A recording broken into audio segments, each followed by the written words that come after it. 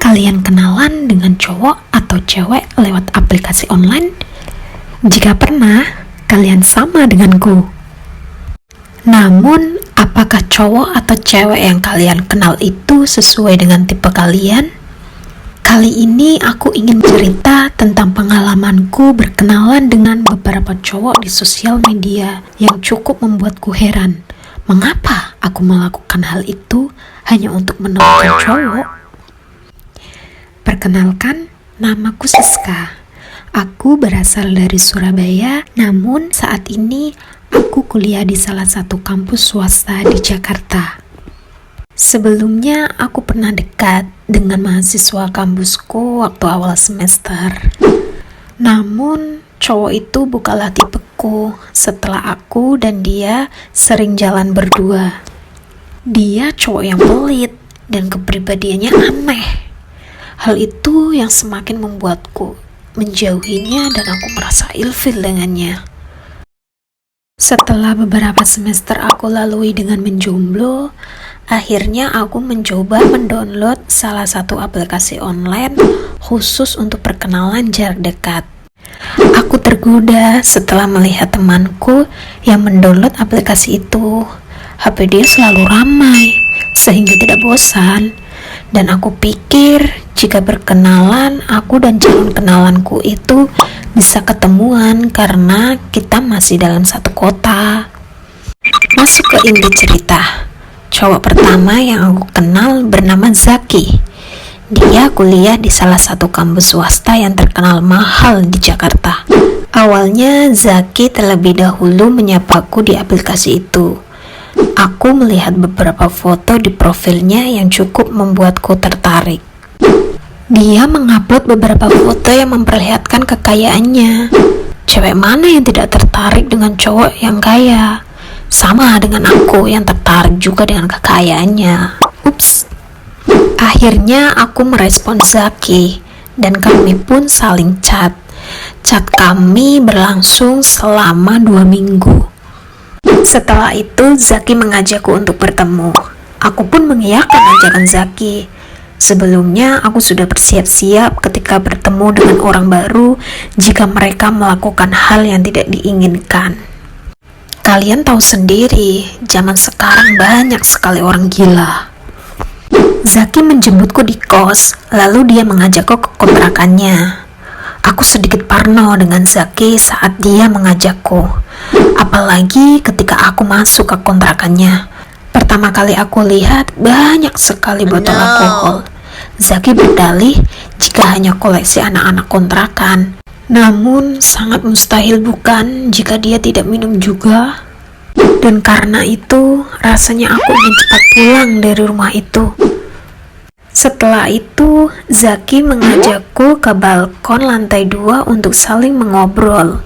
Untungnya Zaki bukanlah orang yang jahat seperti yang ada di pikiranku. Kami mengobrol dengan nada yang cukup rendah karena Zaki khawatir dengan kontrakannya yang dekat dengan rumah Pak RT. Hal itu semakin membuatku lega jika Zaki berbuat yang tidak-tidak padaku.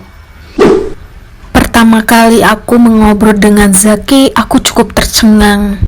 Kalian tahu, jika gigi Zaki terlihat palsu, di situ aku langsung ilfil dan aku ingin segera menyudahi obrolan itu.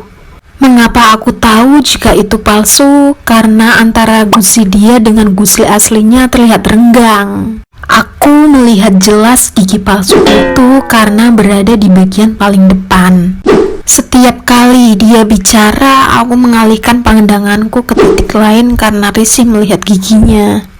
Saat itu aku ingin benar-benar pergi, namun aku harus bersabar karena aku tidak membawa motor.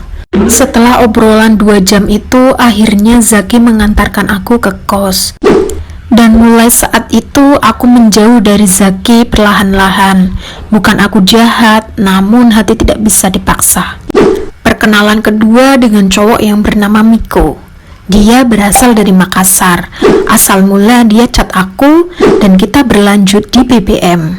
Cukup lama aku dan Miko saling chat sampai akhirnya Miko mengajakku bertemu. Waktu itu aku belum siap untuk bertemu dengannya karena aku takut dan aku juga tidak ingin menjalin hubungan dengan orang luar pulau. Pikiranku sudah memikirkan tentang masa depan, entah kenapa sampai memikirkan itu.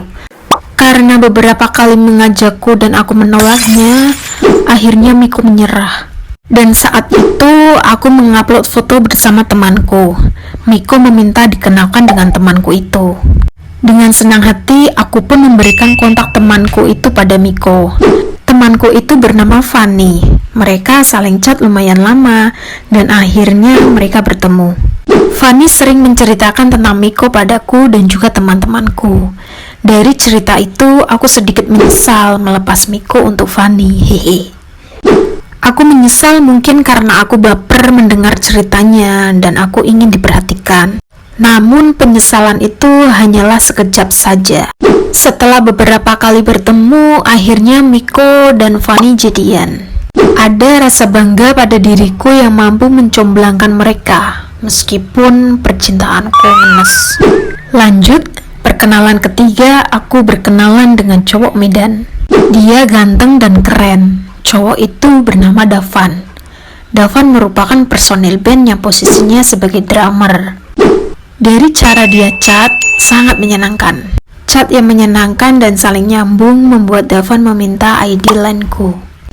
Dari LAN kita sama-sama saling chat dan hubungan kami masih berlanjut sampai Davan menelponku. Davan juga berniat ingin bertemu denganku dalam waktu dekat. Saat itu aku merasa bahagia berkenalan dengan Davan. Namun sayang seribu sayang, ketika hatiku mulai nyaman, ternyata Davan sudah memiliki pacar dan kita juga berbeda keyakinan. Aku rasa Davan berkenalan dengan cewek lain di aplikasi hanya untuk hiburan semata. Davan tipe cowok yang setia, dia tidak seperti kebanyakan anak band yang playboy. Itu terbukti ketika Davan pernah curhat jika dia diselingkuhi oleh ceweknya. Dan bodohnya dia masih mau menerimanya lagi. Dekatanku dengan dia, ternyata Davan hanya menganggapku sebagai adiknya. Dan saat mengetahui kenyataan itu, aku sedih. Sangat jarang aku berkenalan dengan cowok dengan paket komplit seperti Davan di aplikasi online. Namun, hubungan kami masih baik. Kami masih saling chat dan saling curhat satu sama lain. Cowok keempat, aku berkenalan dengan cowok yang bernama Ega. Dia berkuliah sama dengan Zaki dan Miko. Ega merupakan anak yang alim. Seringkali Ega mengingatkanku untuk beribadah, dan aku menyukainya. Seperti biasa, kami saling chat dan akhirnya bertemu. Kami bertemu di warung Padang dekat kosku. Kami sengaja memilih tempat makan itu karena lokasinya yang dekat dan kami juga belum makan. Pertama kali aku melihat Ega, lagi-lagi dia bukan tipeku. Aku memiliki selera cowok yang cool dan keren, seperti Davan. Dan yang aku mau tidak ada pada Ega. Dan sepertinya aku pun bukan selera Ega. Sepertinya Ega memiliki tipe cewek alim dan lemah lembut. Dan hal itu sangat berbeda denganku yang agamaku hanya pas-pasan. Dan terbukti ketika kami sampai di kos masing-masing, Ega hanya mengecatku sewajarnya saja dan tidak berlanjut. Untuk perkenalanku dengan cowok lain hanya sebatas chat saja dan tidak saling bertemu. Karena perkenalan sebelumnya tidak sesuai dengan ekspektasiku, aplikasi chat itu hanya aku gunakan untuk menghilangkan rasa bosan saja. Aku malas jika harus bertemu, namun akhirnya hubunganku tidak jalan. Aku rasa memang aku ditakdirkan untuk fokus pada kuliah, dan soal percintaan nantinya pasti ada masanya.